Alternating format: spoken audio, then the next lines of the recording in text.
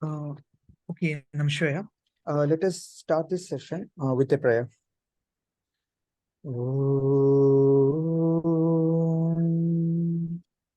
Dhyayamo Dhavalapagundhanavadhim Tejomahim Naishtikim Snigdhat Pangavilukinim Bhagavadhim Mandasmidasrimukim Vatsalyamritavarshiniim Sumadhuram Sankirtanalapinim Shamanki Madhusiktasuktim Amridhanandadmikamishwari Om Amriteshwari Namaha. Okay, so let us begin this session. Over to you, sir. Yeah, so we have been going through the rivers. Now it's kind of a pilgrimage journey through the rivers, but we are doing it in a period before the birth of the Pandavas, etc. So it's a very ancient period. So as far as our previous talks are concerned, we have gone through so many rivers. Some of them familiar, some of them first time, some of with lesser familiarity. So most of you have heard the names of the rivers first time. So you have the Haryupya and Yavyavati, which are nothing but Drishadvati and a tribute, kind of a distributary or a channel of Yamuna. So they are running parallel in the eastern Haryana. So that two rivers we have seen, and the context of the battle in which they are described as two cows running parallel. Then we have seen the famous river Ganga, and then Saraswati. Again, the most famous river in the Ṛgveda. Then its tributary Drishatvati and Apaya. So two tributaries of Saraswati. And we also noted down the Varaprithviya region as a region between Saraswati in the north and Drishatvati in the south. And it later became known as Kurukshetra. And the regions to the south of Kurukshetra, that is to the south of Drishatvati, is known as Kurujangala, which are very much mentioned in the Mahabharata as the main region of the Pandavas. And the city of Pandavas, the Indraprastha, is founded on the banks of Sahibi river, that is mentioned in the Ṛgveda's Shifa river. These are all new information that we have brought in as part of the geographical analysis of Ṛgveda and also the rivers in the Ṛgveda, which is mentioned in my book, Rivers of Ṛgveda. And then we have seen, in the last talk, we have seen two rivers, Vipas and Shududri. So they are very well known, I mean, currently known as Bias and Satluj, so not much difference in their Ṛgvedic name and current name. And the in-between period, the Aitihasic period, Vipash is known as Vipasha, and Sutudri is known as Shadadru. Slight changes in the river names and different etymologies for the river in the Mahabharata period. And now they are known as Bias and Satluj. So just one point about Shatadru. So between Shatudri and Shatadru have its own meaning of a river that is split into 100 pieces, 100 parts. So there is an interesting narrative about why the split occurred. Like there was a conflict of Vasistha and Saudasa, that is the descendant of Sudas. So we know Vasistha is was serving as the priest or Purohita or advisor to King Sudas. But in later period, Sudas descendant, so we are considering as a Sudas son himself, had a conflict with Vasishta's son Shakti. And due to that conflict, one version is that the Shakti was killed, and another version is that he was insulted. And as a result of that, there was a rift between the Vasishtas and the Sudas, and because of sorrow for his son, Vasishta decided to kill himself and jumped into the river Sududri, and the river split into 100 parts, and that is why it is called Shadadri. And in geographically, if you look at, there was a period when this particular river had multiple flows, and one of the flow was falling into the river Saraswati, etc. So this is a kind of a aithihyam, or a kind of a narrative built around the geographical fact of different distributaries of this particular river called Satluj or Shadadru. So now, of course, like we have to consider it that there is a kind of a folklore connect, and there is it is connected with the river geography. So I don't really think that the Vasishta has jumped into the river, and the impact of that jump caused the splitting of the river Shadadru. But geographically, it was having many distributaries, and the distributor become active when there is a rain, or sometimes the river flow into the river. Shadadru is plenty of snow-fed water, and the snow-fed water will get diverted into the river Saraswati, and this will result into a kind of a signature, uh, like this Saraswati river will have a snow-fed signature also because of this. So we can say there is a geographical reality into which some kind of an ancient conflict between Vasishta and Suda's family is superimposed. So this is also an interesting etymology of river Sutudri, and its later name Shadadru recorded in the Mahabharata. So this is one important piece. So today we will be focusing on the next river. That is again another famous river. That is Yamuna itself. So Yamuna like is a very significant river as far as King Sudas is concerned. And we will go back to the period when the Sudas was the most powerful Ṛgvedic king. And Vishwamitra completed his tenure as the advisor to Sudas. Vishwamitra helped Sudas to march towards the northwest. And we are seeing in the Rigveda that Sudas used his service until he reached up to the Satluj Bias confluence, where we have seen that Sudas, this Vishwamitra is leading the army of Sudas across the confluence towards the northwestern territories. So that is an important episode in the territorial expansion of the King Sudas towards the northwest. And after that, in the next mandala, that this particular information is found in the third mandala. So chronologically, the second in the chronological sequence after sixth mandala. But we are not seeing the service of Vishwamitra that as advisor to King Sudas in the next mandala, that is the seventh mandala. And all of a sudden, we see that in the place of Sudas, in the place of Vishwamitra, we have Vasishta as the Purohit, or the advisor or the priest of King Sudas. So what happened in between, we can only guess. So there is no information from Rigveda why Sudas didn't continue the service of Vishwamitra, or why Vasishta is coming as an advisor to Sudas. So the entire information is missing. But what we see last about Vishwamitra is towards the end of the third mandala, he is mentioning as having a military campaign towards the east, trying to defeat the Kikatas, who are to the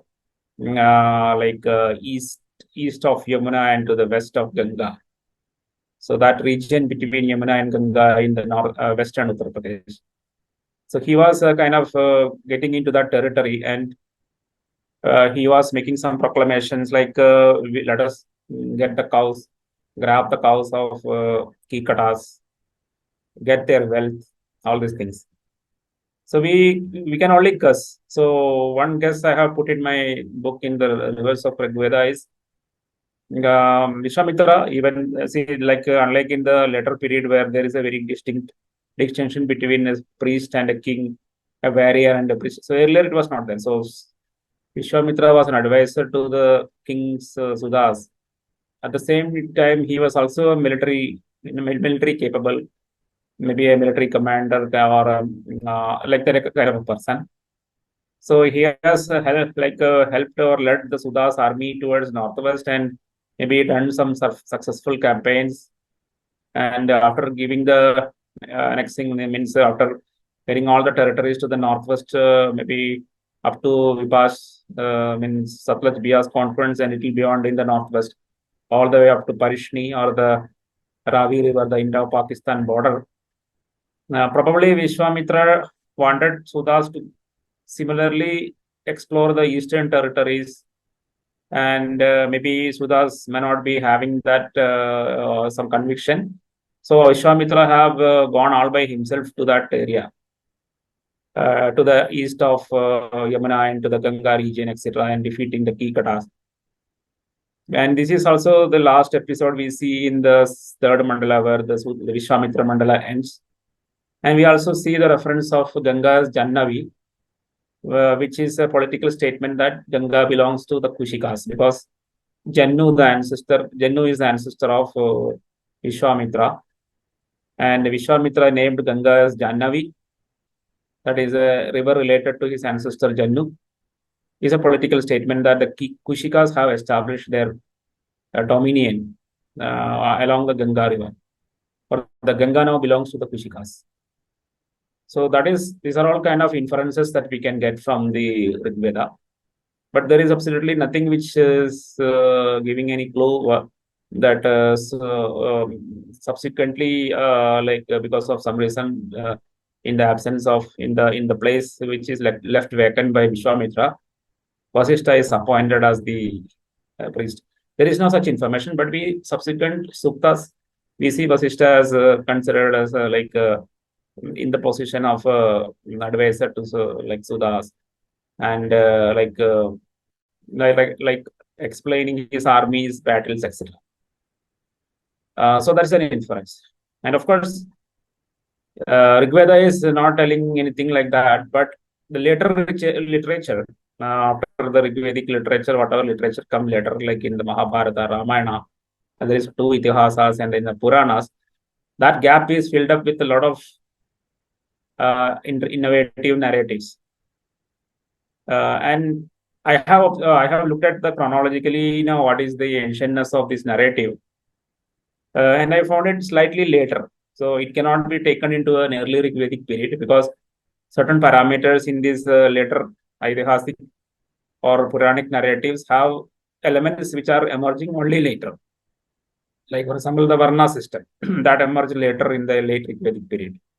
So the later Puranic historians or the Aitihasic historians who has authored the Itihasa Puranas and contributed to. So they have maybe slightly confused between the different rishis by the name of Vishwamitra.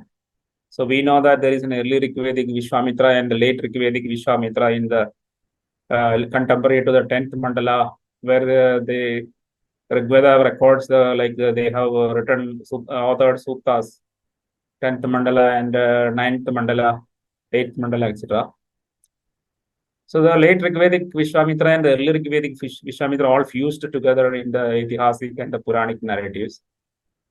So one of the interesting narrative is that there was a conflict between the Vasishtha and the Vishwamitra, and Vishwamitra was interested in the cow of Vasishtha, Kamadhenu, and he decided that only the Kshatriyas should possess very kind of unique items. So any kind of unique cows which are very special, or special ratnas, jewels, special horses.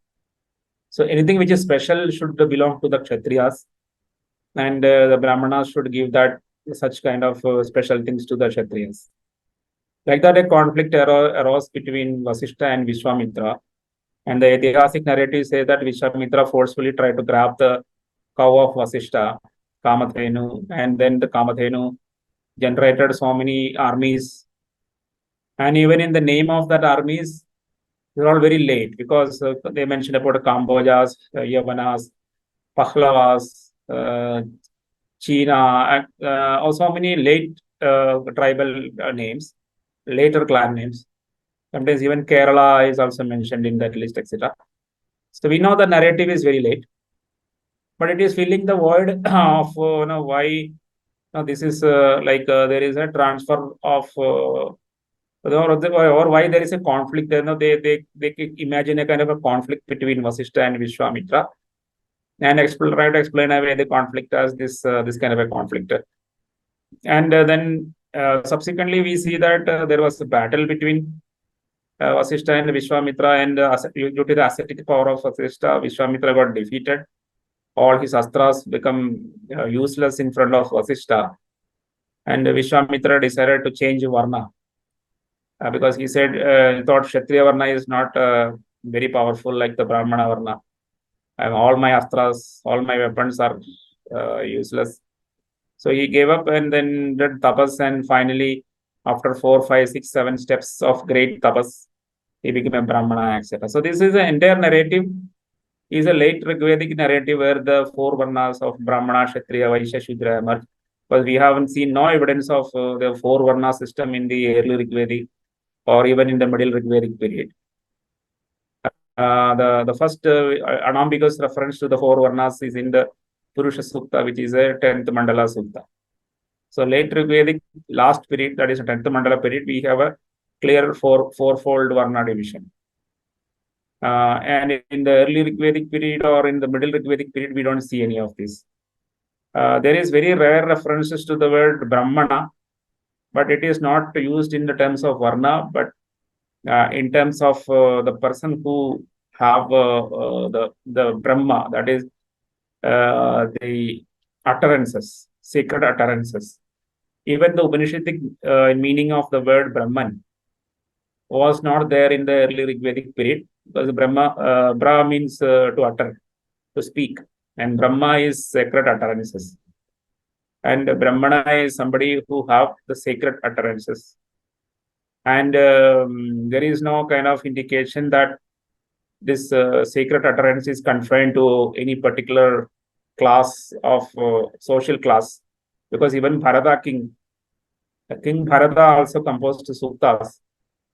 And Bharata is certainly not in a Brahmana in the sense of the word, in the later Ṛgvedic sense of the word. He has to be mapped as a Kshatriya. But he is also considered as the person who willed sacred utterances or Brahma. So because of that, the early Ṛgvedic, some terminologies which mentioned as Brahmana, etc., we cannot consider that as anything related to the late Ṛgvedic concept of a Brahmana, in contrast with Kshatriya, Vaishya or Shudra. So that 4 divisions, clarity, in a very clear manner defined as 4 varnas.